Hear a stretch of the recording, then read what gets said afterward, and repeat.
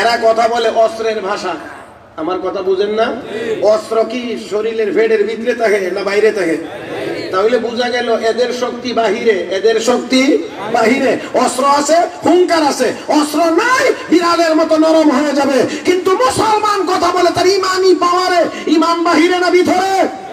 এই জন্য মুসলমান আকাশে উড়লেও বলে আল্লাহ, জমিনে হাঁটলেও বলে আল্লাহ, সাগরে সাঁতরাইলেও বলে আল্লাহ, সাবমেরিনে ডুব দিয়ে চললেও বলে আল্লাহ, খাইলেও বলে আল্লাহ, না খাইলেও বলে আল্লাহ, সুখের দিনেও বলে আল্লাহ, দুঃখের দিনেও বলে আল্লাহ, এমনকি ফাঁসির মঞ্চে গেলেও বলে আল্লাহ।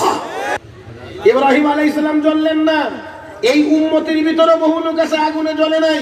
হযরত আবু মুসলিম খাওলানী রাহমাতুল্লাহি আলাইহি ইয়ামান তার বাড়ি, মুসাইলামাকে নবী না মানার কারণে আগুনে নিক্ষেপ করা হয়েছে, একটা পশম পর্যন্ত জ্বলে নাই। হযরত মওদুদী চিশতি রাহমাতুল্লাহি আলাইহি চিশতিয়া তরিকার ওয়ালি আগুনের ভিতরে প্রবেশ করেছে, কয়েক ঘন্টা ছিলেন, একটি পশম পর্যন্ত আগুনে জ্বালাইতে পারে নাই। রাসূলের সাহাবী হযরত আনাস ইবনে মালিক রাদিয়াল্লাহু তাআলা আনহু নবীর 10 বছরের খাদেম, 10 বছর খেদমত করে একটা কাপড়ের টুকরা পেয়েছে হাদিয়া। এটা হলো নবীর দস্তরখান। এই দস্তরখান উনি নিজে ব্যবহার করতেন না, মেহমান আসলে ব্যবহার করতেন। মেহমানদের সম্মানে ময়লা হইলে বিশেষ পদ্ধতিতে আগুনে নিয়ে ধরতেন, আগুন ওয়াশ করে ওনার এই কাপড়টা ফেরত দিত, আগুন জ্বালাইতো না। হযরত মাওলানা তাজুল ইসলাম রাহমাতুল্লাহি আলাইহি ওনার কাছে গিয়ে এক লোক হুজুর, হুজুর কি মানুষ রোগী হলে ডাক্তারের কাছে যান, ডাক্তার সাহেব ট্যাবলেট দে, ক্যাপসুল দে, সিরাপ দে, ইনজেকশন দে, মলম দে, এটা দে, ওইটা দে, ব্যবহার করলে সেবন করলে ভালো হতে পারে। আপনারা মিয়া সাহেবদের কাছে গেলে দুই জোটের মাঝখান দিয়ে জানি কি ফইরা ফু দেন, এতে মানুষের রোগ ভালো হইতে পারে? কোথায় গিয়া দেখছেন নি অ্যাটাক, কিন্তু যাকে অ্যাটাক করছে মনে হয় ভালো করে চিনে নাই যে উনি কত বড় আলেম। কথা বুঝেন নাই? সবাই তো আর আমরার মতো মুসলমুদ্দি কলমুদ্দি। ফখরে বাঙ্গাল রহমাতুল্লাহি আলাইহি বলেন, তোমার এই প্রশ্নের জবাবটা দেওয়ার আগে আমি তোমাকে একটা কথা বলতে চাই, কিন্তু ভয় হচ্ছে কথাটা বললেনি তুমি রাগ করো। কোনা হুজুর রাগ করবো না, আবারও বলছি রাগ নি করো, কোনা রাগ করবো না, আবারও বলছি রাগ নি করো, কোনা রাগ করবো না। দেখতে তো তোমাকে ভালো মানুষের মতোই লাগে, কিন্তু তুমি তো আসলে আস্তে একটা হারামজাদা। কি জাদা? হারামজাদা। যে হারামজাদা কইছে বেচারা তো ফখরে বাঙ্গাল দেখেও না দেখার বান করে রয়েছে। এরকম করতেছে, উনি তো টের হইতেছে ঠিক মতো। যখন গিয়ে প্রস্তুতি নিয়ে আসছে, এরপরে চৌকুটে কি ব্যাপার কমে আবার কথা বলে। তার মানে তোমার 3 বার ওয়াদা করাইলাম, তুমি বলছো রাগ করবে না, এখন দিয়ে তুমি জামা কাপড় খাইছে একবারে রেডি, মনে হয় আমার ধরে নেবা, আপনি আরো কথা বলেন, আপনি আমার কোন হারামজাদা, রাগ করবো না করবো কি? চুপ। হারামজাদা কোরআন শরীফের কোনো শব্দ না, হাদিসে বর্ণিত কোনো দোয়াও না। এই শব্দটা প্রচলিত, এই প্রচলিত শব্দটা আমি দুই ঠোঁটের মাঝখান দিয়ে তোরে লক্ষ্য করে উচ্চারণ করছি। কি পরিমাণ অ্যাকশন হয়েছে! 3 বারের ওয়াদা ভুলে তুই এখন আমাকে মারবার জন্য রেডি হয়ে গেলে। তো আমার এই প্রচলিত কথার অ্যাকশনই যদি এমন হয়, তাহলে আল্লাহর কালাম তেলাওয়াত করে ফু দিলে মানব দেহে অ্যাকশন হতে পারে, রোগও ভালো হইতে পারে। তিনজনে কইছে না, বাকিদের শেষ একসাথে তাও হয়েছে। এর আগে আরেকটু ঠিক করতে হবে। যারা বসেছেন আরো কয়েক মিনিট কোরআন ও হাদিসের আলোচনা চলতে থাকলে শুনতে রাজি আছেন না? একটু ভালোভাবে বলবেন রাজি আছেন? মাশাআল্লাহ। যারা রাজি আছেন বলছেন তারা একটু আমার দিকে তাকান তো দেখি, গারগুল সোজা করেন। অনেকের সুরত দেখে বোঝা যায় 2-3 মাস যাবত খাওয়া দাওয়া নাই। একটু মেহরবানি করেন, খুব লম্বা সময় আপনাদেরকে বিরক্ত করা হবে না, তবে যেই কয়েক মিনিট চলবে এটা তো জিন্দা মানুষের মতো চলতে হবে। আর একটু ভালো করে কন, তাহলে একটু আওয়াজ করে সবাই মিলে বলেন সুবহানাল্লাহ, আর একটু জোরে আলহামদুলিল্লাহ, আর একটু বলিষ্ঠ আওয়াজে আল্লাহু আকবার। খুব কষ্ট হয়েছে নাকি? আপনাদের ধৈর্যের সীমানার ভিতরেই আমি আমার কথা শেষ করব, তবে অত্যন্ত বিনয়ের সাথে অনুরোধ করে বলছি, ডাইনে বামে পিছনে উপরে নিচে সব দিক তাকানো বন্ধ করতে হবে। যদি বয়ান চলতে হয় তো বয়ানের মতোই চলতে হবে, শুনতে হলে শুনবার মতোই শুনতে হবে, আর না হলে দোয়া করে দিলে বাস শেষ। যারা দাঁড়িয়ে আছেন এখানে দয়া করে পিছনে দিয়ে কথা বলবেন না, যে কথা আমাদের কানে আসে এতটুকু জোরে দয়া করে কথা বলবেন না। আমার বন্ধুগণ, আমরা মুসলমান, জোরে কোন আলহামদুলিল্লাহ, আর একটু জোরে। আমরা মুসলমান, এই জন্য কি আপনারা বেজার না খুশি? আরে মুসলমান হতে পেরে বেজার না খুশি? অনেকেই মুখ বাঁকা করে খুব গার কাট করে কয় হুজুর মুসলমানরা শুধু আমরা মার খাই। কথা বুঝেন নাই মনে হয়? এই একটা কথা আছে, আমরা শুধু সারা দুনিয়াতেই মার খাই। আরে ভাই, মুসলমান মার খাইলে কষ্ট লাগে এটা যেমন ঠিক, তবে মার খাওয়ার আড়ালে শান্তি উকি দিয়ে আছে এটাও তো ঠিক। কারণ মুসলমান দুনিয়ায় বাঁচবে, আল্লাহর গোলামি করবে, মুসলমান মরবে, আল্লাহর জান্নাতের মেহমান হয়ে যাবে। আমাদের তো পরেও আছে, কিন্তু চায়নারা যে মরতেছে এর কি আছে? আরে ভাই, দুনিয়াতে খাইছে ইঁদুর আর বাদুর, খাইছে কুকুর, ধরছে করোনা, মরবে, জাহান্নামে যাবে। আমি কয়দিন আগে ওই খুলনা বাগেরহাটের দিক থেকে আসতে গিয়ে আমার একজন কয় হুজুর, কই চায়নারা যে পদ্মা সেতু করতে আছে, কই পদ্মা সেতুর আশেপাশে এই এলাকা জুড়ে একটা হৃষ্টপুষ্ট মোটা তাজা কুত্তা দেখাইতে পারবেন না, সব খায়া পরিষ্কার করে ফেলেছে। কথা বুঝতে পারেন নাই? তো এর আগে করোনা ধরবে না, ধরবে কারে? আমি মনে করি এটা আল্লাহর গজবে পাইছে, জোরে গান ঠিক কিনা? কারণ মুসলমানদের সাথে অমানবিক আচরণ তারা করেছে। আমার বন্ধুরা তাদের দেশে মসজিদের মাইকে আজান বন্ধ করে দিয়েছে, মুসলমানের নামটা পর্যন্ত রাখতে পারে না, অঘোষিতভাবে মুসলমানদেরকে আটকানো হয়েছে, মহিলাদেরকে হেজাব পড়তে দেয় না। আমার আল্লাহকে হেজাব পড়তে দিবে না মুসলমানদেরকে, তোদের 32 মেয়েদের মুখেও আমি আল্লাহ হেজাব পরাইয়া দেব। এখন দেখবেন এই দেশের সব লেডিজ জন্ডিস। কথা বলেন না কেন? আমার বন্ধুরা, বাতিল সবসময় মহাদাপটে থাকে, আল্লাহর গজবে যেদিন পড়ে সেই দিন টের পায়। এখন বৌদ্ধ হয়েও মসজিদে যা নামাজ পড়বার জন্য, জানোয়ারের দল। এখন কোন দিকে ফিরে নামাজ পড়া লাগে এটা জানে না। আমার বন্ধুরা, এমন আর একটা ভাইরাস যদি আমেরিকায় দিয়ে দেয় এটাও শেষ, রাশিয়াতে একটা দিলে এটাও শেষ। আর আমার দাদার স্বভাবও ভালো না, দাদারে চিনে না, মোদি এর স্বভাব ভালো না। সাবধান হয়ে যাও, মনে রাখবা তোমাদের মতো অতীতের সুপার পাওয়ারদেরকে আল্লাহর একটি সুপার পাওয়ার দিয়ে ধ্বংস করেন নাই। ফেরাউনকে পানি দিয়ে, নমরুদকে মশা দিয়ে, আব্রাহাকে ছোট পাখি দিয়ে, জর্জ ডব্লিউ বুশকে জুতা দিয়ে, আর চায়নার মানুষ তোমাদেরকে আল্লাহ ধরেছে ভাইরাস দিয়ে।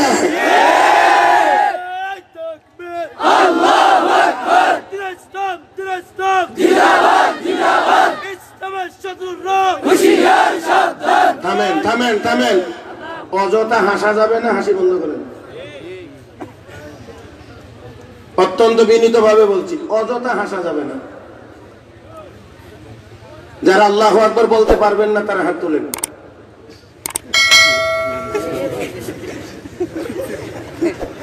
আল্লাহ বাসাইছে, ঢাকায় জিজ্ঞেছিলাম দুদকে যাইতে কে কে রাজি, 3 জন হাত তুলছে। আর আল্লাহু আকবার বলতে পারবেন কে কে? ডাইন হাতটা উঁচা করেন, ডাইন হাত, ডাইন হাত মুঠ করেন, মুঠ করেন। শক্তি কমে না বাড়ে মুঠ করলে? এবার আমার সাথে কিছু কথা বলেন। যে জমিনে বসা আছেন জমিন কার? যে আসমানের নিচে আছেন আসমান কার? চন্দ্র সূর্য কার? আলো বাতাস কার? আমরা কার? সবই যদি আল্লাহর হয়, আল্লাহর নাম আসতে হবে কেন? আমরা মুসলমান, আল্লাহু আকবার বলে বাতিলের মাসনদ ভেঙে দিয়েছি। এমন আওয়াজ হতে হবে 200 কোটি মুসলমানের আওয়াজে যেন আমেরিকার হোয়াইট হাউস ভেঙে চুরমার হয়ে যায়।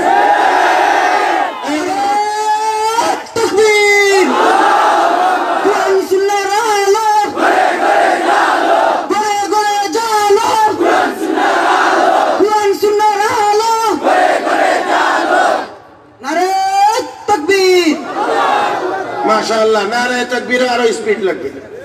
শুধু আল্লাহু আকবার ওয়ালাদের স্পিডে হবে না, নারায়ে তাকবীর আল্লাহ স্পিড দরকার। আমার সাথে একবার পারবেন সবাই মিলে? আমার সাথে পারবেন একবার? নারায়ে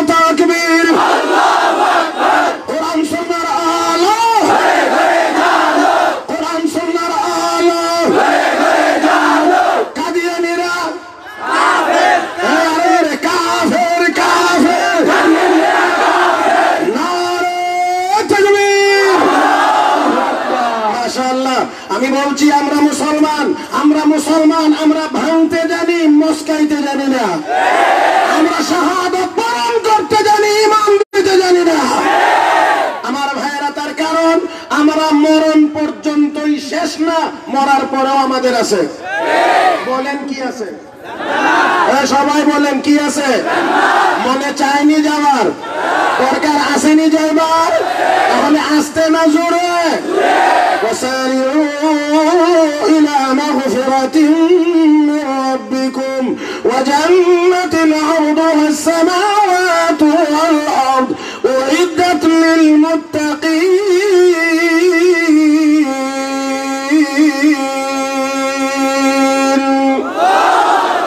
আল্লাহ রাব্বুল আলামিন বলেন, জান্নাতের দিকে দৌড়াও। কোন দিকে? কোন দিকে? কোন দিকে? জান্নাতের দিকে দৌড়াও। জান্নাত কি সুনামগঞ্জ? জান্নাত কি জকিগঞ্জ? এ মুসলমান, তাহলে কোন দিকে দৌড়াইবেন? যদি ঠিকানা বলে দেই, দৌড় দিতে রাজি নি? আমার বন্ধুরা, জান্নাতের দিকে যদি দৌড়াইতে হয়, দৌড় দাও মসজিদের দিকে। জান্নাতের দিকে যদি দৌড়াইতে হয়, দৌড় দাও মাদ্রাসার দিকে। জান্নাতের দিকে যদি দৌড়াইতে হয়, দৌড় দাও ওয়াজ তাফসীর মাহফিলের দিকে। জান্নাতের দিকে যদি দৌড়াইতে হয় রে মুসলমান, পাঁচজন বলে হাতে লাঠি নিয়ে দৌড় দাও কাফের বেঈমানদের মোকাবেলায় জিহাদের ময়দানে। রাজি রাজি রাজি রাজি? দৌড় দিতে পারবেন? রাজি? আমার বন্ধুরা, তাহলে হাত নামান। ওলামায়ে কেরাম কোনো কথা আমার জন্য বাদ রেখে গেছেন আমি এমনটা মনে করি না। অবশ্যই অনেক অনেক গুরুত্বপূর্ণ সব কথাই হয়ে গেছে। তবে বর্তমান সময়ে পুরাতন কাদিয়ানি ফিতনা নতুন করে আবার ঢালপালা মেলতে শুরু করেছে। আমরা বলতে চাই, এই দেশে আসো, নীরবে থাকো, ঢালপালা মেলতে যাইবা। বাংলার মুসলমান তোমাদের ঢালপালা কেমনে ভাঙতে হয় ভালো করে জানে। আমার বন্ধুগণ, আমার আপনার নবী সর্বশেষ নবী, সর্বশ্রেষ্ঠ নবী। সর্বশ্রেষ্ঠ হইতে গেলে সর্বশেষ হওয়া লাগে। এই জন্যে আল্লাহ আমার আপনার নবীর ছেলেদেরকে অল্প বয়সে দুনিয়া থেকে উঠায় নিয়ে গেছেন। নবীর ছেলেরা বেঁচে থাকলেই এই ঝামেলার মধ্যে পড়তে হয়। কারণ নবী বড় হইয়া নবী হবে অথবা নবী হবে না। নবী না হইলে আমরা নবীর মর্যাদা কমে, নবীর হইলে আমাদের নবীর মর্যাদা অন্যান্য নবীর সমান হয়। আপনারা আওয়াজ করে বলবেন, আমার আপনার নবীর মর্যাদা অন্যান্য নবীর সমান। এত আসতে না, আর একটু জোরে কান। আমার আপনার নবীর মর্যাদা কোথায় আর আমরা কোথায়? আমাদের দেশে কিছু আছে হালুয়া খুর, রুটি খুর, মৌলবী। এটি আয়া দেখবেন কাল্পনিক ভাবে বলবে দেওবন্দি মৌলবীরা, আর সিলেটে তো দেওবন্দিও কম কর আর ওয়াহাবিও কম কর, কি জানি জল্লিন মেসা। কথা ঠিক না? জল্লিন মেসা। আমি একটা একদিন ধরে কইছিলাম, ক জল্লিন আর জল্লিন সূরা ফাতিহার পয়লা শব্দ না শেষ শব্দ? কো শেষটা, কত প্রথমটা পড়। তোর যে বিলাতি ভরা মুনকার নাকিরে যদি কয় সূরা ফাতিহা পড়, তো দল্লিনও বলা লাগবে না, জল্লিনও বলা লাগবে না। তোর ভরার স্টাইলে রব্বিল আলামিনই বাদাম শুরু হয়ে যাবে।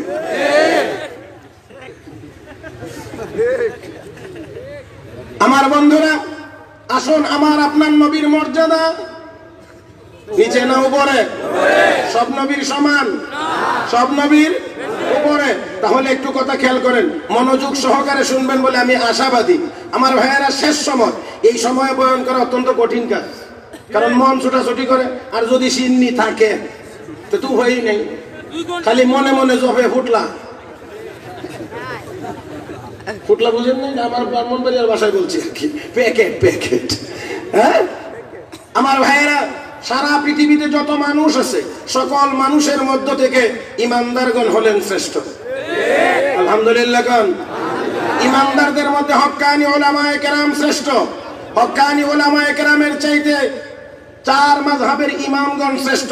চার মাযহাবের ইমামগণের চাইতে তবে তাবিঈনগণ শ্রেষ্ঠ। তবে তাবিঈনগণের চাইতে তাবিঈনগণ শ্রেষ্ঠ। তাবিঈনগণের চাইতে সাহাবায়ে কেরাম শ্রেষ্ঠ। সাহাবায়ে কেরামের মধ্যে ৩৫০০ সাহাবায়ে কেরাম শ্রেষ্ঠ। ৩৫০০-এর চাইতে বায়াত রিদওয়ানে অংশগ্রহণকারী ১৪৫০ সাহাবায়ে কেরাম শ্রেষ্ঠ। ১৪৫০ থেকে বদরের যুদ্ধে অংশগ্রহণকারী ৩১৩ জন সাহাবী শ্রেষ্ঠ। ৩১৩ জনের চাইতে আশারায়ে মুবাশশারা ১০ জন সাহাবী শ্রেষ্ঠ। ১০ জনের মধ্যে খোলাফায়ে খোলাফায়ে আরবা, 4 খলিফা শ্রেষ্ঠ, 4 জনের মধ্যে আবু বকর সিদ্দিক শ্রেষ্ঠ, সকল সাহাবায়ে কেরামের চাইতে সকল নবীগণ শ্রেষ্ঠ, সকল নবীগণের মধ্য থেকে 313 জন যারা রাসূল তারা হলেন শ্রেষ্ঠ। 313 জনের মধ্য থেকে উলুল আজমি মিনার রাসূল 5 জন, 7 জন বা 14 জন পয়গম্বর শ্রেষ্ঠ। ওই 5, 7 বা 14 জন পয়গম্বরের চাইতে আমার আপনার নবী হলেন সকলের শ্রেষ্ঠ। ও ভাইরা, তাহলে নবী কোথায় আর আমরা কোথায়? যাই হোক, আসুন, আমি আয়াত তিলাওয়াত করেছি, সব কথা বলতে পারবো না, এত লম্বা সময় আপনাদের ধৈর্য হবে না। আল্লাহ রাব্বুল আলামিন আয়াতে কারিমার শুরু অংশে বলেন মুহাম্মাদুর রাসূলুল্লাহ, মুহাম্মদ সাল্লাল্লাহু আলাইহি ওয়াসাল্লাম আল্লাহর রাসূল। কে বলেছেন? আল্লাহ। এই ভাই আমার সাথে কথা বলবেন, কে বলেছেন? আল্লাহ। তাহলে আল্লাহ যদি নবীকে রাসূল বলে থাকেন, দুনিয়ার কেউ মানলেও তিনি রাসূল, না মানলেও তিনি রাসূল, কেউ বললেও রাসূল, না বললেও রাসূল, বাকি মানলে সম্মান, না মানলে অপমান। আমরা মনে করি কেমনে হুজুর, টাকা আছে, পয়সা আছে, বাড়ি আছে, গাড়ি আছে, অপমান হয় কেমনে? মুসলমান, বাড়ি আছে, গাড়ি আছে বহু মানুষের, কিন্তু গিয়ে দেখবেন খাইতে পারে না সামান্য। আরে আসতে কোন কেন? আরে ভাই, আমি তো মাঝে মাঝে বলি, টাকা জমা রাখে ব্যাংকে, লেনদেন হয় চেকে, গনে মেশিনে, উচ্চারণ করে জবানে, কি কোটি কোটি, চেকে লেখে কোটি কোটি। আরে ভাই, 1000 লেখার চেয়ে 1 কোটি লেখা সহজ, কারণ অক্ষর একটা কম। লেখে 1 কোটি, 10 কোটি, খাইবার বেলা 1 রুটি। ومن أعرض عن ذكري فإن له معيشة ضنكا ونحشره يوم القيامة أعمى قال رب لم حشرتني أعمى وقد كنت بصيرا قال كذلك أتتك آياتنا فنسيتها وكذلك اليوم تنسى। আল্লাহ রাব্বুল আলামিন বলেন, আমার ইবাদত বندگی বাদ দিয়ে, আমার জিকির বাদ দিয়ে, আমাকে স্মরণ না করে দুনিয়া দুনিয়া দুনিয়া নিয়ে ব্যস্ত হবে, হাজারো সম্পদ জমাইতে পারবে, কিন্তু আমি আল্লাহ তোর জীবনটাকে সংকীর্ণ করে দেব। সংকীর্ণতার যত ব্যাখ্যা আছে, এর মধ্যে একটা ব্যাখ্যা হলো জমাইতে পারবে কিন্তু ভোগ করতে পারবে না। এমন লোক বাংলাদেশে নাই না আছে? ওই জায়গায় বলছি, গনে কোটি কোটি, খাইবার বেলায় 1 রুটি। মিয়া সাহেবেরা গনবার বেলা নাই, খাইবার বেলা টাঙ্কিতে আর জায়গা নাই।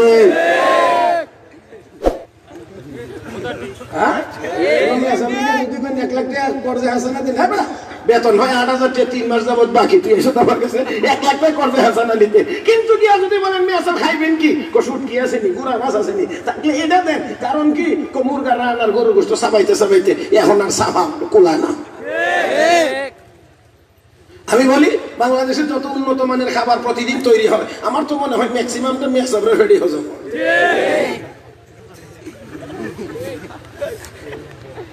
কষ্ট হবে, কষ্ট হবে।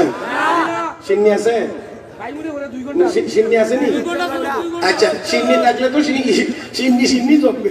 এই জন্য আমি লম্বা করব না আমার ভাইয়েরা, তবে একেবারে এত তাড়াতাড়ি ছেড়ে দেব না। বহু 30 মতের পরে আজকে এখানে আওয়া, কারণ কথা বুঝেন নাই, জ্বালা যন্ত্রণা কম হয়েছে না, বহু যন্ত্রণার পরে আজকে আসা হয়েছে। এরপরেও দেশের শীর্ষস্থানীয় বক্তারা ওয়াজ করে যাওয়ার পরে শেষ সময়ে আমি কথা বুঝেন, আল্লামা মামুনুল হক সাহেব দামাত বারাকাতুহু মনে হয় আসার পরে বয়ান করছেন, ঠিক না? তো এই পেশার বয়ানের পরে আপনারা রইছেন, আমি তো এটাই চিন্তা করতেছি কে লিগে যে রইছেন আমার বন্ধুরা। তাহলে এখন বলেন, এখন থেকে নিয়ে গনে আরো 30 মিনিট আলোচনা চলবে। আরে 2 ঘন্টা পরে কনমে, আগে 30 মিনিট মানেন কিনা এটা কন না। 2 ঘন্টা কি 30 মিনিট বাদ দিয়ে হবে? বলেন 30 মিনিট চলবে আলোচনা। কে কে কে কে ধৈর্য ধরে বসতে পারবেন 30 মিনিট? না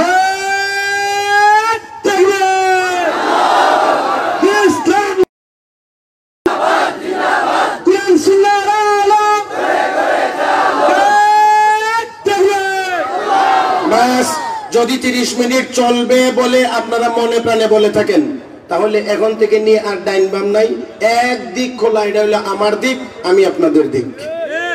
আল্লাহ সবারই তৌফিক দান করুন। আবারও বিনয়ের সাথে বলছি, আপনারা আমার দিক, আমি আপনাদের দিক। মজলিস ঠিক না হওয়া পর্যন্ত আমার পক্ষে কথা বলাটা বড় কঠিন। ভাইয়েরা, মজলিস ছোট হোক আর বড় হোক, আগে আমাকে এটা গুছাইয়া নিতে হবে। ওই গহরডাঙ্গা মাদ্রাসার মাহফিল, প্যান্ডেলটা 350 হাত লম্বা, 350 হাত লম্বা, 160 হাত প্রস্থ। প্যান্ডেলটা কাভার দিতে হরণ লাগে মাত্র 150। ওইটাকেও আমার নিয়ন্ত্রণে আনার পরেই বয়ান শুরু করেছি, আলহামদুলিল্লাহ। ভাইয়েরা, অতএব এই 30টা মিনিট সময় আপনারা যদি আমার সাথে ঠিক মতো সার্ভিস দিতে পারেন, 30 মিনিটে অন্তত 45 মিনিটের ওয়াজ করতে চাই। রাজি ইনশাআল্লাহ? আল্লাহ তৌফিক দান করুন। আল্লাহ বলেছেন মুহাম্মাদুর রাসূলুল্লাহ, মুহাম্মদ সাল্লাল্লাহু আলাইহি ওয়াসাল্লাম কার রাসূল? সর্বনিম্ন রাসূল? অন্যান্য নবীর সমান রাসূল না বেশি মর্যাদাওয়ালা রাসূল? সর্বশেষ নবী, সর্বশ্রেষ্ঠ নবী। আমার বন্ধুগণ, কেন আল্লাহ এই কথা বললেন? অনেক লম্বা কথা, খুব শর্ট করে বলার চেষ্টা করছি। রাসূল আরবি সাল্লাল্লাহু আলাইহি ওয়াসাল্লাম মক্কায় 13 বছর নির্যাতিত অবস্থায় ছিলেন। 13 বছর পরে আল্লাহর নির্দেশে নবী হিজরত করে মদিনায় যাবেন। যেই দিন যাবেন সেই দিনটাও খুব বেশি সুন্দর ছিল না, মসৃণ ছিল না। কাফের বেঈমানরা বাড়িঘর বেষ্টন করে রেখেছিল নবীকে হত্যা করার জন্য। ঠিক সেই মুহূর্তে আল্লাহ রাব্বুল আলামিন নির্দেশ দিলেন, বন্ধু এই মুহূর্তে হিজরত করে মদিনায় চলে যান। আল্লাহর হাবিব হযরত আলীকে রাখলেন। নবীজি এবার উঠলেন, নবী ঘর থেকে বের হলেন, সূরা ইয়াসিন তেলাওয়াত করে সামনের দিকে বালু নিক্ষেপ করলেন। সবার চোখে আল্লাহ পৌঁছায়া দিলেন। সবার চোখের জ্যোতি কিছু সময়ের জন্য স্থগিত হয়ে গিয়েছিল, তারা নবীকে দেখতেও পারে নাই। রাহমাতুল লিল আলামিন বের হয়ে গেলেন, কাবা শরীফ তওয়াফ করলেন, নামাজ আদায় করলেন। আল্লাহর হাবিব রাহমাতুল লিল আলামিন অতঃপর হযরত আবু বকর সিদ্দিককে সঙ্গে নিয়ে মদিনার দিকে রওনা করলেন। রাহমাতুল লিল আলামিন একটু পরে পরে মাথা মুবারক করে মক্কার দিকে তাকান, বাইতুল্লাহর দিকে তাকান, আর চোখের পানি ছেড়ে ছেড়ে কাঁদেন আর বলেন, রে মক্কা, তোমাকে ছেড়ে যাইতে আমার মনে চায় না, কিন্তু তোমার বাসিন্দারা আমাকে থাকতে দিল না।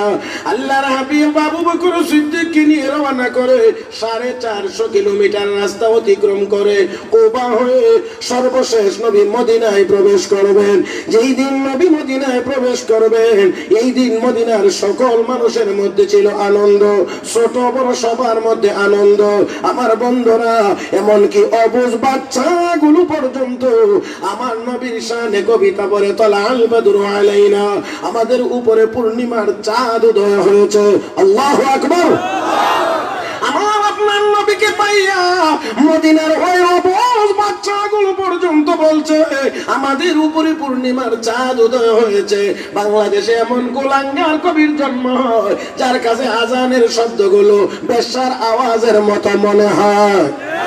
আসল কথা হলো, যে যেই স্বভাবের সে মনেও করে এই স্বভাবের। আবার ভাইয়েরা, আল্লাহর হাবিব বড় আনন্দিত। মদিনার ছোট ছোট বাচ্চাদেরকে নবী কোলে উঠাইয়া আদর করেন। একজনকে উঠাইলে সিরিয়ালে আরেকজন, আগেরটারে নামাইয়া পরের জন, এইভাবে করে চলতে চলতে রাহমাতুল লিল আলামিনের সামনে হঠাৎ করে যেন মক্কার নির্যাতনের দৃশ্যটা ভেসে উঠেছে। চোখের পানি বের হয়ে গেছে। আল্লাহর হাবিব অশ্রুসিক্ত অবস্থায় বলছেন, মদিনার সন্তানেরা, তোরাও কি একদিন আমার চলার পথে কাটা দিয়ে রাখবে? তোরাও কি একদিন আমাকে পাগল পাগল বলে গালি দিবি? তোরাও কি একদিন আমাকে মদিনা থেকে বের করে দিবে? ওই অবুঝ বাচ্চাগুলো ডাক দিয়ে না না, ইয়া রাসূলুল্লাহ, সম্মান করে দাওয়াত করে আপনাকে নিয়ে এসেছি, আপনার সম্মান নষ্ট হতে দেব না। নবী গো, যদি জীবন দেওয়ার প্রয়োজন হয় আমরা আমাদের জীবন দিয়ে দেব, কিন্তু এক মুহূর্তের জন্য আপনার ইজ্জত নষ্ট হতে দেওয়া হবে না। মুসলমান, আমরা তো ওই সাহাবায়ে কেরামের উত্তরসূরি। একটু আওয়াজ করেন, আর একটু আওয়াজ করেন। আমরা তো আবু বকর সিদ্দিকের উত্তরসূরি, আমরা ওমর ফারুকের উত্তরসূরি, আমরা মুআজ মুআওয়াজের উত্তরসূরি। বাংলার নাস্তিক মুরতাদেরা, 15 কোটি মুসলমান এই দেশে আমার নবীর ইজ্জত নিয়ে যদি কেউ ছিনিমিনি খেলতে চাও, এই দেশের মুসলমান সাহাবীদের উত্তরসূরিরা এখনো প্রয়োজন যদি হয় বুকের তাজা রক্ত ঢেলে দিতে প্রস্তুত, কিন্তু 1 সেকেন্ডের জন্য আমার নবীর ইজ্জত নষ্ট হতে দেওয়া হবে না। ও মুসলমান, আল্লাহর হাবিব মক্কায় ছিলেন সাধারণ নাগরিক, মদিনায় গেলেন রাষ্ট্রপ্রধান। আলহামদুলিল্লাহ, নবী রাষ্ট্রপ্রধান হয়ে গেলেন রাহমাতুল লিল আলামিন। রাষ্ট্রপ্রধান হয়ে গেলে মক্কার মানুষদের জ্বালা যন্ত্রণা কমছে না বাড়ছে? আরো বাড়ছে। এবার যুদ্ধ আরম্ভ হয়ে গিয়েছে, ও বহু যুদ্ধ হয়েছে। আল্লাহর নবী মদিনায় যাওয়ার 5 বছর অতিক্রম করার পরে 6 নম্বর বছরে রাহমাতুল লিল আলামিন একদিন স্বপ্নে দেখলেন বিশাল বড় এক জামাত নিয়ে, সাহাবীদের এক কাফেলা নিয়ে আল্লাহর হাবিব আল্লাহর ঘর তওয়াফ করতে আসেন, বাইতুল্লাহ তওয়াফ করতে আসেন। নবীর স্বপ্ন তো ভুল হতে পারে না, আল্লাহর নবীর স্বপ্ন তো মিথ্যা হতে পারে না, আমাদের মতো নবীর স্বপ্ন হতে পারে না। জোরে কোন ঠিক কিনা? নবীর স্বপ্ন ওহীর অংশ। আল্লাহ রাহমাতুল লিল আলামিন এই স্বপ্নের কথা সাহাবায়ে কেরামের সামনে যখন তুলে ধরলেন, সাহাবীদের নিবানো আগুন জ্বলে উঠেছে। সাথে সাথে 1450 সাহাবায়ে কেরাম উমরা করার জন্য তাৎক্ষণিকভাবে প্রস্তুত হয়ে গেছেন। আল্লাহ নবীও তাদের সাথে একমত। 1450 সাহাবায়ে কেরাম নিয়ে নবী রওনা মক্কার দিকে। চলতে চলতে একেবারেই মক্কার নিকটে চলে গেছেন, আর মাত্র 19 মাইল বাকি। এমন সময়ে রাহমাতুল লিল আলামিন বাধা প্রাপ্ত হইলেন।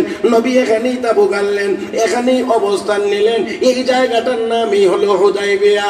রাহমাতুল লিল আলামিন এখানেই অবস্থান নিয়ে এবার নবী সিদ্ধান্ত দিতে চান। নবী চিন্তা করলেন, মক্কার কাফেররা হয়তো মনে করেছে আমরা যুদ্ধ বা জিহাদ করার জন্য এসেছি, আমরা তো আসলে এই জন্য আসি নাই, এসেছি আল্লাহর ঘর তওয়াফ করার জন্য। এই কাজে তারা বাধা দেয় না, অতএব এই কথাটা তাদেরকে বুঝিয়ে বলতে হবে। নবী আবার ডাক দিলেন, ওমর দাঁড়াও, আপনাদের জানা মতে যে নামটা বলেছি এই নামের লোকটা খুবই ঠান্ডা। যারা দাঁড়ায় রয়েছেন তারা কোন সাইড জনে কইছে, এ হযরত ওমর নরম না গরম? নবী ডাকলেন, ওমর লাব্বাইক ইয়া রাসূলুল্লাহ, তোমাকে মক্কায় যাইতে হবে, গিয়ে লোকদেরকে বুঝায় বলতে হবে আমরা উমরা করতে আসছি, আমরা যুদ্ধ করার জন্য আসি নাই, এই কথাটা বুঝায় বলতে হবে। হযরত ওমর কই, ইয়া রাসূলুল্লাহ, এটা কি আপনার সিদ্ধান্ত না পরামর্শ? সিদ্ধান্ত হইলে নবীর সিদ্ধান্ত মানার জন্য উমর প্রস্তুত, জান থাকবে না যাবে এই নিয়ে উমর চিন্তা করে না। আর যদি সিদ্ধান্ত না হয়ে পরামর্শ হয় তাহলে আমি উমরের 2টা কথা আছে। নবীকে উমর সিদ্ধান্ত না, এটা পরামর্শ, কি বলতে চাও বলো? হুজুর দয়া করে আমার মক্কায় পাঠায়েন না, কারণ আমার উপরে মক্কার মানুষ সাংঘাতিক খেপা, সাংঘাতিক রাগ। রাগ করবে না, করবে কি? পাঠাইছিল মাথা আনবার জন্য, 100 লাল উট পুরস্কার দেব মুহাম্মদের মাথা এনে দিতে পারলে। উমর কো সবাই হ্যাঁ সম্ভব। রওনা করছে, কাফের নেতৃবৃন্দ বসে বসে একজন আরেকজনের সাথে কি খুশ গল্প খবর আইতেছে। ওমা কিছুক্ষণ পরে দেখা যায় কাবা চত্বর থেকে হুঙ্কারের আওয়াজ। হুঙ্কার, কিসের হুঙ্কার? এই আবু জাহেল কই? আল্লাহু আকবার বলবেন না? এই আবু লাহাব কোথায়? উতবা সাহেবরা কোথায়? আমি খাত্তাবের ছেলে ওমর এখন থেকে মুহাম্মদুর রাসূলুল্লাহর গোলাম হয়ে গেছি। সুবহানাল্লাহ, একসাথে কোন সুবহানাল্লাহ। কেউ যদি চাও তোমার স্ত্রীকে বিধবা করবা, আসো। যদি চাও নিজের সন্তানকে এতিম বানাইবা, আমি ওমরের সামনে আসো।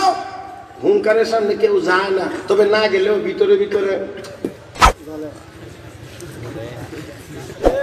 কি কইয়া গেল আর কি আয়া বলল, কথা বুঝেন নাই? কি বলে গেল আর এসে কি বলল। এখন করে উমরেও মুহাম্মদের জাদুয়ে ধরে লিছে। জোরে কন্যা নাউজুবিল্লাহ। আপনাদের জানা মতে কিসে ধরছে?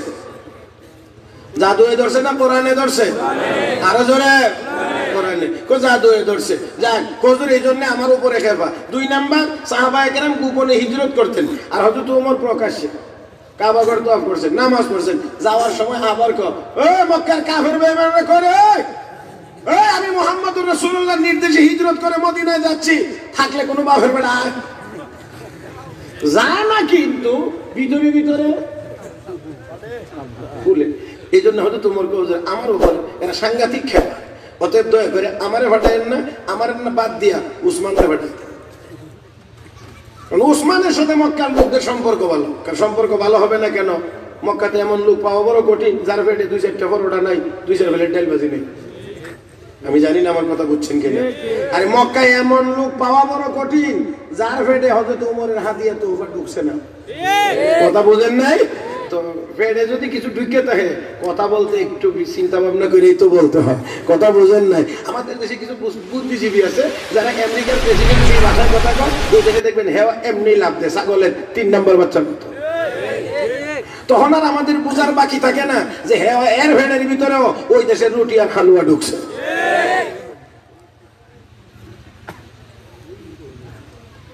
ওসমান তুমি যাও, চলে গেছে না, যাইতে যাইতে যাইতে যাইতে এই দিক দিয়ে তো কাবা চত্বরে সবাই রেডি, কোন সময় জানি হামলা শুরু হয়ে যায়। এই জন্য সবাই প্রস্তুত। হযরত ওসমান গেলেন, দেখা যাইতে আছে মিয়া সাহেব তো টুপিয়ে পাঞ্জাবিয়ে ভাগরিয়ে মাশাআল্লাহ একজনই তো 10 জনের মতো লাগে। কি বলেন ঠিক না? এখন দেখে করে চলে আসতেছে, সব রেডি। ও মাই এমনি দেখা যায় একজন। এই জন্য আমি মাঝে মাঝে বলি আমেরিকার ডোনাল্ড ট্রাম্প, রাশিয়ার ভ্লাদিমির পুতিন, চায়নার শি জিনপিং, ইংল্যান্ডের বরিস জনসন, জার্মানির অ্যাঞ্জেলা মার্কেল, ইন্ডিয়ার নরেন্দ্র মোদী, এই উত্তর কোরিয়ার ছাগলটা যে কিম জন উন, এই রকম জানোয়ার 100 সারা পৃথিবী থেকে বাছাই করে 100 আনা হবে, এই মাঠে দাঁড় করানো হবে 100। আর আমরা সারফারা মাদ্রাসা থেকে দিন 50টা ছাত্র। কথা কন কয়টা? এই জানোয়ারটি কয়টা? 100। আমরা ছাত্র দেব 50টা। এই 50টা টুপি পাঞ্জাবি লাগায় ভাগরি বাঁধতে যাবে, একটা গিয়ে বলবে নারায়ে তাকবীর, 49টা বলবে আল্লাহু আকবার। আমার বিশ্বাস একবার আল্লাহু আকবারের পরে একটা শয়তান নেওয়ার মাঠে তালাশ করে পাওয়া যাবে না। এরা কথা বলে অস্ত্রের ভাষা, আমার কথা বুঝেন না? অস্ত্র কি শরীরের ভেড়ের ভিতরে থাকে না বাইরে থাকে? তাহলে বোঝা গেল এদের শক্তি বাহিরে, এদের শক্তি বাহিরে। অস্ত্র আছে, হুঙ্কার আছে, অস্ত্র নাই বিড়ালের মতো নরম হয়ে যাবে। কিন্তু মুসলমান কথা বলে তার ইমানি পাওয়ারে, ইমান বাহিরে না ভিতরে। এই জন্য মুসলমান আকাশে উড়লেও বলে আল্লাহ, জমিনে হাঁটলেও বলে আল্লাহ, সাগরে সাঁতরাইলেও বলে আল্লাহ, সাবমেরিনে ডুব দিয়ে চললেও বলে আল্লাহ, খাইলেও বলে আল্লাহ, না খাইলেও বলে আল্লাহ, সুখের দিনেও বলে আল্লাহ, দুঃখের দিনেও বলে আল্লাহ, এমনকি ফাঁসির মঞ্চে গেলেও বলে আল্লাহ। বিশ্বনবীর শত্রুরা হুঁশিয়ার সাবধান,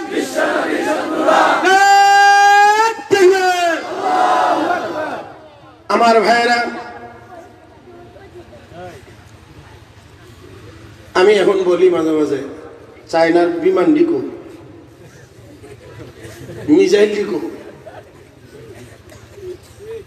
কথা বুঝেন নাই? সাবমেরিন গুলো কোথায়? বলতে পারে না এই ভাইরাস তুই কই, মাইরা দিলাম কিন্তু পারমাণবিক। হ্যাঁ, সব অচল করে দিছে, সব অচল করে দিছে। এক ভাইরাস দিয়ে সারা পৃথিবী থেকে চায়নাকে আলাদা করে দিয়েছেন আমার আল্লাহ। কোন পাইলটে এখন চায়না বিমান নিয়ে যাইতে রাজি না। যদি যদি কথা বুঝেন নাই? বাংলাদেশে গত 2 দিন আগে এই চট্টগ্রামের কুমিরাতে স্ক্র্যাপ জাহাজ, মানে পুরান যেটা না কাটে কাটে রড বানা, এই জাহাজ আনছে। এটার মধ্যে 19 জন চায়নার লোক আছে নাবিক। জাহাজ আন্য শুকনাতে উঠাই দিছে, অন্যরা নামাইছে, চায়নারা তোমরা নিতে হবে। বিমানের টিকিট আগে প্রসেসিং হোক, সব ওকে হোক, এরপরে তোমাদেরকে এখান থেকে নামানো হবে, বিমানে ওঠানো হবে। গোটো চায়না। হায় আমার আল্লাহ কি না পারে। ওমা তাশাউনা ইল্লা আইয়াশা আল্লাহু রাব্বুল আলামিন। তোমরা যা চাইবে তা হবে না, রব্বুল আলামিন যা চাইবেন তাই হবে। জোরে জোরে জোরে। এই ভাই, এই জন্য আমি বলি আমরা এই ভাইরাস টাইরাস বিশ্বাস করি না এটা বলছি না, তবে ভাইরাস হইলেই ভাইরাসে কাজ করবে এটা আমরা বিশ্বাস করি না। আল্লাহর হুকুম সাথে থাকতে হবে। আগুনে জ্বালা এটা দুনিয়ার সবাই জানে, আগুনে যে জ্বালা এটা দুনিয়ার সবাই জানে। আল্লাহ হুকুম দিয়ে রাখছেন আগুন জ্বালায় দাও, জ্বালানোর ক্ষমতা তোমার মধ্যে দিয়েছি। কিন্তু ইব্রাহিম আলাইহিস সালাম যে জ্বললেন না, ইব্রাহিম আলাইহিস সালাম জ্বললেন না। এই উম্মতের ভিতরে বহু লোক আছে আগুনে জ্বলে নাই।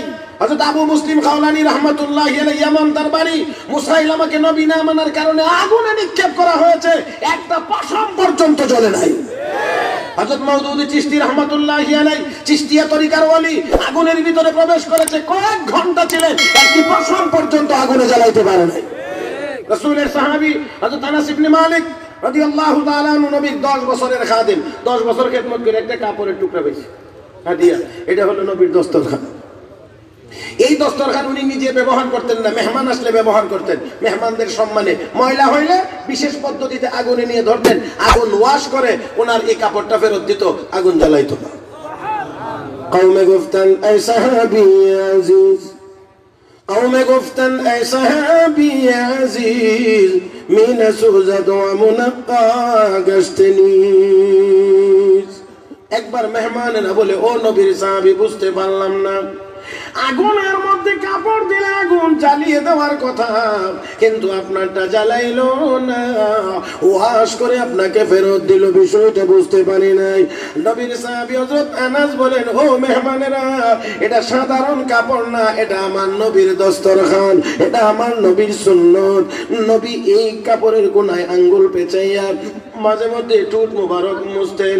আমার তখন থেকেই বিশ্বাস হয়েছে যেই নবীর হাত মুবারকের স্পর্শ কাপড়ে পেয়েছে, যেই কাপড়ের মধ্যে নবীর ঠোঁট মুবারকের ছোঁয়া লেগেছে, এই কাপড় কোনোদিন আগুনে জ্বালাইতে পারে না। আমার ভাইরা, আমার বন্ধুরা, তাই আসুন বলছি, আগুনের ভিতরে জ্বালানোর ক্ষমতা আছে, কিন্তু আমার আল্লাহ এটাও স্থগিত করে দিতে পারেন।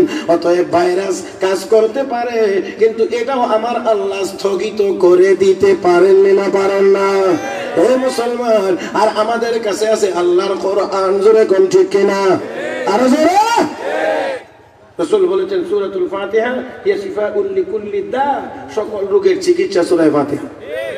হ্যাঁ, বিশ্বাস থাকতে হবে। বিশ্বাসের মধ্যে দুর্বলতা সেটা ভিন্ন জিনিস, কিন্তু এই সূরা ফাতিহার ভিতরে সকল রোগ মুক্তির উপাদান নাই না আছে?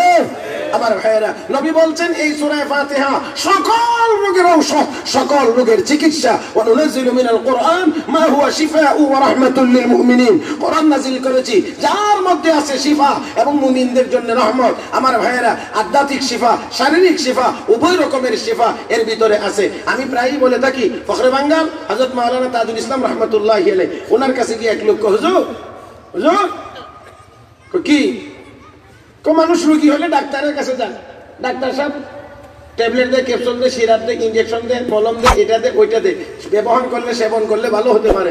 আপনারা মিয়া সাহেবদের কাছে গেলে দুই ঠোঁটের মাঝখান দিয়ে জানি কি পয়রা ফু দেন, এতে মানুষের রোগ ভালো হইতে পারে? কোথায় গিয়া দেখছেন নি অ্যাটাক, কিন্তু যাকে অ্যাটাক করছে মনে হয় ভালো করে চিনে নাই যে উনি কত বড় আলেম। কথা বুঝেন নাই? সবাই তো আর আমরার মতো এমন সলমদ্দি কলমদ্দি। ফখরে বাঙ্গাল রহমাতুল্লাহি আলাইহি বলেন, তোমার এই প্রশ্নের জবাবটা দেওয়ার আগে আমি তোমাকে একটা কথা বলতে চাই, কিন্তু ভয় হচ্ছে কথাটা বললেনি তুমি রাগ করো। কোনা হুজুর রাগ করবো না। আবারও বলছি রাগনি করো, কোনা রাগ করবো না। আবারও বলছি রাগনি করো, কোনা রাগ করবো না। দেখতে তো তোমাকে ভালো মানুষের মতোই লাগে, কিন্তু তুমি তো আসলে আস্তে একটা হারামজাদা। কি জাদা? হারামজাদা। যে হারামজাদা কইছে বেচারা তো ফখরে বাঙ্গাল দেখেও না দেখার বান করে রয়েছে। এরকম করতেছে, তো টের হইতেছে ঠিক মতো। যখন গিয়ে প্রস্তুতি নিয়ে আসছে, এরপরে চৌকুটে কি ব্যাপার, কমে আবার কথা বলে। কথার মানে তোমার 3 বার ওয়াদা করাইলাম, তুমি বলছো রাগ করবে না। এখন দিয়ে তুমি জামা কাপড় খাইছে একবারে রেডি, মনে হয় আমার ধরে নেবা। আপনি আরো কথা বলেন, আপনি আমার এখন হারামজাদা। রাগ করবো না, করবো কি? চুপ। হারামজাদা কোরআন শরীফের কোনো শব্দ না, হাদিসে বর্ণিত কোনো দোয়াও না। এই শব্দটা প্রচলিত। এই প্রচলিত শব্দটা আমি দুই ঠোঁটের মাঝখান দিয়ে তোর লক্ষ্য করে উচ্চারণ করছি। কি পরিমাণ অ্যাকশন হয়েছে! 3 বারের ওয়াদা ভুলে তুই এখন আমাকে মারবার জন্য রেডি হয়ে গেলে। তো আমার এই প্রচলিত কথার অ্যাকশনে যদি এমন হয়, তাহলে আল্লাহর কালাম তেলাওয়াত করে ফু দিলে মানব দেহে অ্যাকশন হতে পারে, রোগও ভালো হইতে পারে। বন্ধুগণ, যাক, আমি কথা লম্বা করতে চাই না। আমার 30 মিনিটের মধ্যে মনে হয় 15 মিনিট পার হয়ে গেছে না? হ্যাঁ, 15 মিনিট চলে গেছে, আর 15 মিনিট আছে। এই 15 মিনিটের মধ্যে আমি আমার কথা শেষ করে দেব ইনশাআল্লাহ। আমার ভাইয়েরা, আমার বন্ধুরা, মনে আছে কি আপনাদের হযরত ওসমান কয়জন গেছে? একজন। আর এরা মনে করছে না জানি কি, পরে কয় একজন, রাগ বুঝে নেই। এরপরে দেখে হযরত ওসমান তরবারি যাদেরটা উপরে উঠছিল আস্তে করে নিচে নেমে গেছে, কারণ পরোটার কথা মনে হয়ে গেছে, আগ্নির কথা মনে হয়ে গেছে। কথা বুঝেন নাই? আগ্নি যে খাইছিল এটা মনে হয়ে গেছে, নামায় এলাইছে। যাদেরটা নামে না এরা রাগ নামা সিনেমা ওসমান খাইছে যে প্যাকেট মনে নেই।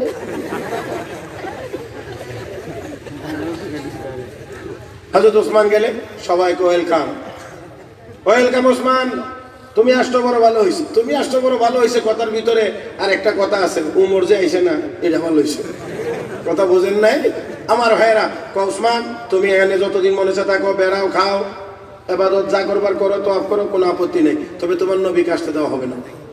হযরত ওসমান কো, আমার নবীর 19 মাইল দূরে রেখে তোরা আমার খাওয়াস, আপ্যায়ন করস, এমন আপ্যায়নের কোনো দরকার আমার নাই। আমার নবীকে রেখে আমি এখানে অন্য কোনো কিছু করতে পারবো না। ভাইরা, এটা হলো মহব্বত, এটা হলো মহব্বত। আমি আর আপনি গেলাম, ঠিক আছে, আমার যখন সম্মান দিছে, আমি আমারটা লই না, এরপরে দেখা যাক না কি হয়। কথা বুঝেন নাই?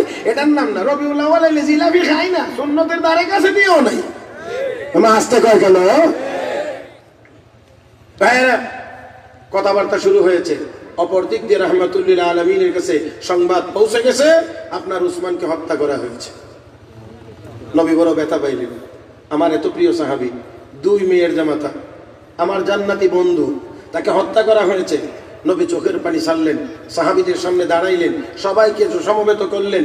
নবী জানাময়ী বক্তব্য দিলেন, আমি এসেছিলাম উমরা করতে, আলোচনার জন্য পাঠাইছিলাম উসমানকে, উসমানকে তারা হত্যা করেছে সংবাদ পেয়েছি। আমি এখন উসমান হত্যার বদলা না নিয়ে মদিনায় ফিরব না। আমার এই কথার উপরে শাহাদতের অঙ্গীকার কে কে করতে পারবে? নবী হাত বাড়ায় দিয়ে বলেন, আমার হাতে হাত রেখে বায়াত করো। নবীর 1,500 সাহাবী, মনে হয় যেন রক্ত টকবক করতে আছে, লাফ দিয়ে উঠে নবীর হাতে গিয়ে হাত মুবারক রেখে বায়াত নিতে শুরু করলেন। শাহাদতের বায়াত, জিহাদের বায়াত। আল্লাহর হাবিব এক হাত মুবারক নিচে রাখলেন, সাহাবীরা বাকি হাতগুলো নবীর হাত মুবারকের উপরে রাখলেন।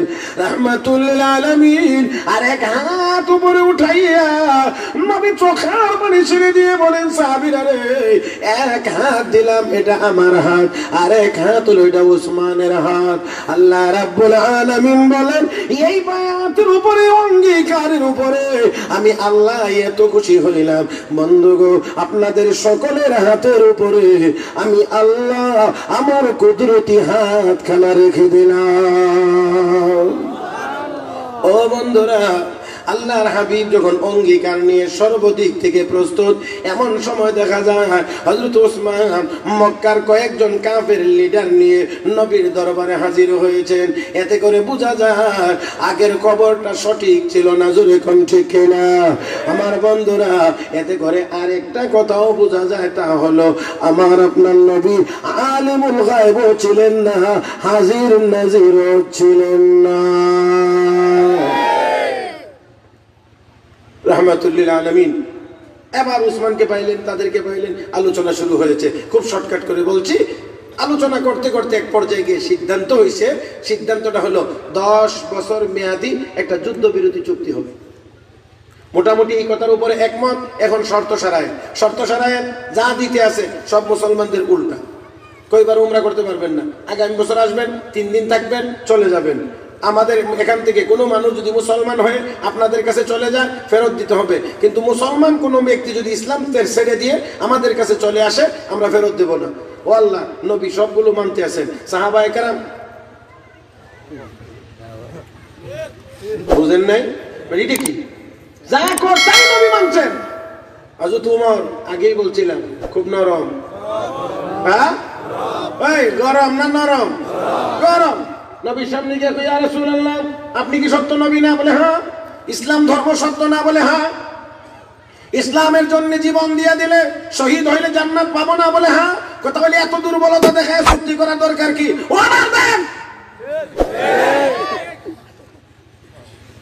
রাসূল কিন্তু বুঝেন উম্মতের সেন্টিমেন্ট, ফারাসাতে আম্বিয়া, নবীর তীক্ষ্ণ বুদ্ধি। এখানে নবী অন্য লাইনে কথা বললে উমরকে মানানো বড় কঠিন। এই জন্যে আল্লাহ নবী একেবারে কেন্দ্রে চলে গেছেন। নবী ওমর, আমি আল্লাহর রাসূল, আল্লাহ আমাকে ধ্বংস করবেন না। কিন্তু এরপরে হয়তো তোমার ঠান্ডা না ঘুরে গেছে, হয়তো আবু বকর সিদ্দিকের গেছে গিয়ে আবু বকর সিদ্দিক উনি কি সত্য নবী না? বলে হ্যাঁ। ইসলাম ধর্ম সত্য না? বলে হ্যাঁ। আমরা যদি মরে যাই এই জন্য শহীদ হইলে জান্নাত পাবো না? বলে হ্যাঁ। কোথায় এত দুর্বলতা দেখায় চুক্তি করার দরকার কি? হযরত আবু বকর ওমর, উনি আল্লাহর নবী, আল্লাহ ওনাকে ধ্বংস করবেন না। নবী বলছিলেন যেই কথা, হযরত আবু বকর একই কথা, শুধু নবী বলছিলেন আমি, হযরত আবু বকর বলছেন উনি। এই আমি আর উনি ছাড়া আর কোনো পার্থক্য নেই। ইতিমধ্যেই সব শর্ত শারায়েত মেনে চুক্তি হবে, সব ঠিকঠাক হয়ে গিয়েছে। এবার লিখবে কে? হযরত আলী। কাগজ কলম দেওয়া হয়েছে, লেখো। লেখা শুরু হয়েছে, শিরোনাম, হেডলাইন লেখছে মুহাম্মদুর রাসূলুল্লাহ এবং মক্কাবাসীর মধ্যে 10 বছর মেয়াদী যুদ্ধবিরতি চুক্তি। এমনি এক কাফের লিডার দ্বারা এক আলী, রাসূলুল্লাহ শব্দটা কাটো, কারণ তোমাদের মুহাম্মদকে যদি রাসূলুল্লাহই মানি তাহলে তার কোনো চুক্তির দরকার হয় না। সব ঝামেলাই তো রাসূলুল্লাহ নিয়ে, এই জন্য কাটো, লেখো মুহাম্মদ ইবনে আব্দুল্লাহ। হযরত আলী কাগজ কলম রেখে চোখ রাঙে উঠে কয় কসকি। আলীর কলম দিয়ে লেখা হয়েছে রাসূলুল্লাহ। শরীরের ভিতরে রূহ থাকতে আলীর কলম দিয়ে রাসূলুল্লাহ কাটতে পারে না। তুই বলস কি চুক্তি হবে? হ্যাঁ। আল্লাহর হাবিব রাহমাতুল লিল আলামিন বলেন, আলী কলমটা আমার হাতে দাও, কাগজটা আমার সামনে আনো, রাসূলুল্লাহ শব্দটা কোথায় লিখেছো দেখায় দাও, আমি নিজের হাতে কেটে দেব। নবী রহমত নিজের হাতে রাসূলুল্লাহ শব্দটি কেটে দিলেন, বললেন এবার লেখো মুহাম্মদ ইবনে আব্দুল্লাহ। আমার ভাইরা হযরত আলী লিখলেন, কিন্তু সাহাবায়ে কেরাম এই জায়গাতে গিয়ে আর যেন ধৈর্যের বাঁধ রক্ষা করতে পারে নাই, ভেঙে যাচ্ছে, কলিজা যেন ফেটে যাচ্ছে। কিন্তু রাহমাতুল লিল আলামিন উপস্থিত, এই জন্য কিছু যেন বলতেও পারছেন না। এমন ব্যথা যেন কলিজা ফেটে যায়। আল্লাহর নবী সব কিছু ঠিক করলেন, লেখালেখি হয়ে গেল, সই হয়ে গেছে, সিল হয়ে গেছে, চুক্তি মোতাবেক তারা চলে গেছে। নবী নির্দেশ দিলেন, সাহাবীরা রে মাথার চুল ফেলে এরাম খুলে ফেলো, মদিনায় চলে যেতে হবে। কিন্তু সাহাবীরা কেউ চুল ফালায় না। আল্লাহর হাবিব একবার তাবু থেকে বাইরে যান, আবার ভিতরে আসেন, আবার বাইরে যান, আবার ভিতরে আসেন। উম্মত জননী হযরত উম্মে সালমা রাদিয়াল্লাহু তাআলা আনহা বলেন, নবী গো আপনি এত পেরেশান হয়ে গেলেন কেন? রে উম্মে সালমা, আমি নির্দেশ দিলাম, সরাসরি আমার নির্দেশ অমান্য হয়ে যাচ্ছে। সাহাবীরা আমার কথা শুনতেছে না। আল্লাহর পয়গম্বরদের কথা উম্মতেরা এমন ভাবে না মানার কারণে আল্লাহর পক্ষ থেকে অনেক উম্মতের উপরে আযাব নাজিল হয়েছিল। আমার ভয় হচ্ছে না জানি আমার উম্মতের উপর আযাব নাজিল হয়ে যায়, এই জন্য আমি পেরেশান। আম্মা জান বলেন, ইয়া রাসূলুল্লাহ, সাহাবায়ে কেরাম মনে করল তাদের মন খারাপ, এই জন্য আপনি তাদেরকে এইভাবে অর্ডার না দিয়ে বরঞ্চ আপনি আপনার মাথার চুলগুলো আগে ফেলে দেন, দেখবেন সাহাবীরা চুল ফেলে দেবে। নবী বলেন, বড় চমৎকার পরামর্শ। রাহমাতুল লিল আলামিন নিজের মাথার চুলগুলো যখন ফেলে দিতে শুরু করলেন, সাথে সাথে 1450 সাহাবায়ে কেরাম নবীর অনুসরণে মাথার চুল ফেলে দিয়ে নবীর নির্দেশ বাস্তবায়ন করেছে। এবার নবী নির্দেশ দিলেন, প্রস্তুতি নাও, মদিনার দিকে আমরা চলে যাব। সবাই সম্পূর্ণরূপে প্রস্তুত, সব প্রস্তুতি সম্পন্ন। আমার নবীও উটের পিঠে উঠে গেলেন। এমন সময় দেখা যায় ওহী নাজিলের চাপ শুরু হয়ে গেছে। ওহী নাজিল আরম্ভ হয়ে গেলে উট সহ্য করতে পারতো না, উট বসে যাইত। এবারেও ব্যতিক্রম হলো না, উট বসে গেল। রাহমাতুল লিল আলামিন নেমে গেলেন। ওহী নাজিল চলতে আছে, সাহাবীরাও অপেক্ষা করতে আছেন। শেষ হয়ে গেল। আল্লাহর নবী এবার সাহাবীদেরকে ডাকলেন আবারও, হে সাহাবীরা সামনে আসো। ওমর তুমি কোথায়? আসো। হযরত ওমর মনে মনে ভাবছেন, আমি যেই গরম দেখাইছি, না জানি আমার বিরুদ্ধে কোরআনে কোনো আয়াত নাযিল হয়েছে। ভয়াবহ নবীর সামনে হাজির। আল্লাহর নবী বলেন, সাহাবীরা রে, এই মুহূর্তে আমার উপরে একটি সূরা নাযিল হয়েছে। এই বলে আল্লাহর নবী তেলাওয়াত শুরু করে দিলেন, ইন্না ফাতাহনা লাকা ফাতহাম মুবিনা লিয়াগফির লাকা আল্লাহু মা তাকদ্দামা মিন যামবিক ওয়া মা তাআখার ওয়া ইউতিম্মা নি'মাতাহু আলাইকা ওয়া ইয়াহদিয়াকা সিরাতান মুস্তাকিমা ওয়া ইয়ানসুরাকা আল্লাহু নাসরান আজিজা। আল্লাহ রাব্বুল আলামিন বলেন, ইন্না ফাতাহনা লাকা ফাতহাম মুবিনা। বন্ধু আমার, এটা গতানুগতিক কোনো চুক্তি না, যদিও দেখা যায় চুক্তির মতো, কিন্তু চুক্তি না গো। এই চুক্তির ভিতরে দিয়ে আমি আল্লাহ আপনাকে স্পষ্ট বিজয় দান করলাম। ও ভাইরা, এই সূরাটা তিলাওয়াত করে করে গেলে সর্বশেষ আয়াতের প্রথম অংশে গিয়ে পাওয়া যায় মুহাম্মাদুর রাসূলুল্লাহ। আরেকটু জোরে, মুসলমান, মুহাম্মাদুর রাসূলুল্লাহ। আল্লাহ রাব্বুল আলামিন সাহাবায়ে কেরামের কলবের ব্যথা দেখেননি না? দেখেন না? আল্লাহ কো, ও আমার বন্ধুর সাহাবীরা, রাসূলুল্লাহ শব্দটা চুক্তির শিরোনাম থেকে কেটে দেওয়ার কারণে তোমাদের কলিজায় বড় আঘাত পেয়েছো, ব্যথা পেয়েছো। এই চুক্তির তো মেয়াদ হলো 10 বছর। রক্ষা করলে 10 বছর, রক্ষা না করলে কোনো নিশ্চয়তাই নাই। 10 বছর মেয়াদি চুক্তির ভিতরে রাসূলুল্লাহ শব্দটি না রাখার কারণে তোমাদের মনে ব্যথা পেয়েছো। এই ব্যথা দূর করে দেওয়ার জন্য আমি আল্লাহ চিরস্থায়ী কোরআনে আমার বন্ধুকে রাসূলুল্লাহ বলে ঘোষণা করলাম। মুহাম্মাদুর রাসূলুল্লাহ, আমি চিরস্থায়ী কোরআনে রাসূলুল্লাহ শব্দ লিখে দিলাম। আমার ভাইয়েরা, এই হলেন আমার আপনার নবী। এবারে আসেন বাকি কথাগুলো অল্প 2-3 মিনিট 4 মিনিটের মধ্যে শেষ করে দেব। সাহাবায়ে কেরামের 3টা গুণের কথা আল্লাহ উল্লেখ করেছেন। ওয়াল্লাযীনা মাআহু আশিদ্দাউ আলাল কুফফার রুহামাউ বাইনাহুম। হে নবী, আপনার সঙ্গে যে সাহাবায়ে কেরাম, তাদের কয়েকটি গুণাবলী। 1 নম্বর, তারা কাফেরদের মোকাবেলায় বড় কঠোর, নিজেদের বেলায় তারা অত্যন্ত দয়ালু। পরস্পরে মুসলমান একজন আরেকজনের জন্য দয়ালু হওয়া, কাফের বেঈমানদের মোকাবেলায় কঠোর হওয়া, এটা সাহাবায়ে কেরামের বৈশিষ্ট্য। 1। 2 নম্বর, তারাহুম রুকআন সুজদা, তাদেরকে দেখবেন রুকুকারী, সিজদাকারী, মানে তারা নামাজি, তারা নামাজ আদায় করে। 3 নম্বর, ইয়াবতাগুনা ফাদলাম মিনাল্লাহি ওয়া রিদওয়ানা, এই ইবাদত বندگির মাধ্যমে দুনিয়ার কোনো কিছু তারা তালাশ করে না, আল্লাহর সন্তুষ্টি কামনা করে। তাহলে 3টা পাইলাম। 1 নম্বর হলো নিজেদের ব্যাপারে দয়ালু, কাফেরদের বেলায় মোকাবেলায় তারা অত্যন্ত কঠোর। আর নবী বলেছেন, মান আহাব্বা লিল্লাহ ওয়া আবগাদা লিল্লাহ ফাকাদ ইসতাকমালাল ঈমান। এতে করে বোঝা যায় সাহাবায়ে কেরামের ঈমান মজবুত। 2 নাম্বার, তারা নামাজি, এতে করে বোঝা যায় তাদের আমল মজবুত। 3 নাম্বার হলো তাদের নিয়ত সহি, তারা মুখলিস, তারা ইখলাস ওয়ালা। আমার ভাইয়েরা, এই 3 গুণ সাহাবীদের মধ্যে, এর বাইরেও আরো আছে, সেগুলো আপাতত বললাম না। কোরআনের এই জায়গায় বর্ণিত 3টা গুণ। কাফেরদের মোকাবেলায় তারা কঠোর, মুসলমানদের ব্যাপারে দয়ালু, এতে বোঝা যায় ঈমান মজবুত। নামাজি, আমল মজবুত, আল্লাহর সন্তুষ্টি কামনা করে, নিয়ত সহি, মুখলিস। আমি এখনো বলতে পারি, এই 3 গুণ যদি বর্তমান দুনিয়া 200 কোটি মুসলমানের মধ্যে চলে আসে, ইখলাসের সাথে যদি নেক আমল করে, ঈমান যদি মজবুত হয়, 2 কোটি মুসলমানের আল্লাহু আকবারের শক্তির মোকাবেলা করার ক্ষমতা দুনিয়ার 450 কোটি কাফের বেঈমানের হবে না, হবে না, হবে না।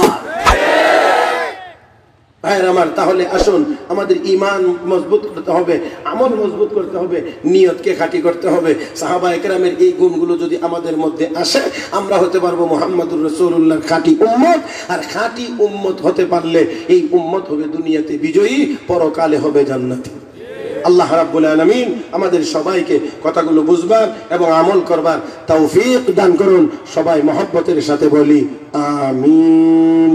ওয়া আখিরু দাওয়ানা আনিল হামদুলিল্লাহি রাব্বিল আলামিন। আস্তাগফিরুল্লাহ الذي لا إله إلا هو الحي القيوم وأتوب إليه لا حول ولا قوة إلا بالله العلي العظيم. اللهم صل على سيدنا ومولانا محمد وعلى آله وأصحابه وبارك وسلم. الحمد لله.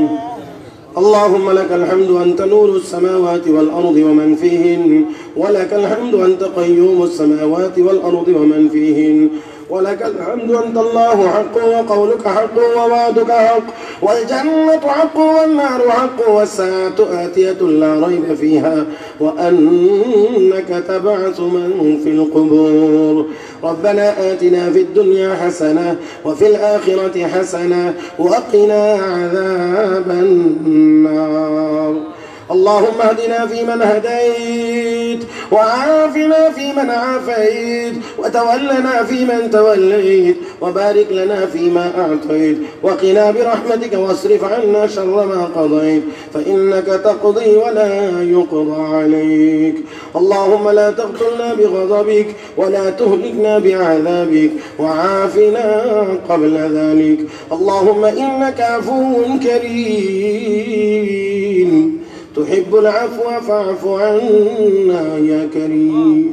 اللهم اغسل خطايانا بماء الثلج والبرد ونق قلوبنا من الخطايا كما ينقى الثوب الأبيض من الدنس وأعد بيننا وبين الخطايا كما باعدت بين المشرق والمغرب.